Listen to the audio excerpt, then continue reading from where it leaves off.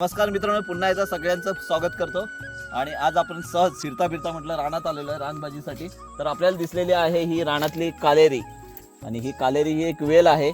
आणि या वेलीला जी या हृदयाच्या आकाराची पानं जी दिसत आहेत आपल्याला, दिलची पानं, या पानाचा उपयोग अगदी आपण जशी आलूवडी बनवतो तसाच या पानाची सुद्धा आलूवडी, खुसखुशीत आलूवडी होते.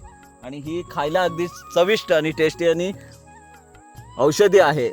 कारण निसर्गामध्ये आलेली प्रत्येक वस्तू ही औषधी असते. सो मित्रांनो, हिचं खास वैशिष्ट्य आहे की ही वर्षातून एकदाच उगवते आणि एका महिन्यासाठीच असते ही. आणि हिचा अगदी जेवणामध्ये वापर आपण आवर्जून करायचा आहे, कारण ही सुद्धा औषधी आहे, गुणकारी आहे. तर बघा मित्रांनो, निसर्गाने आपल्यासाठी काय सोय केलेली आहे.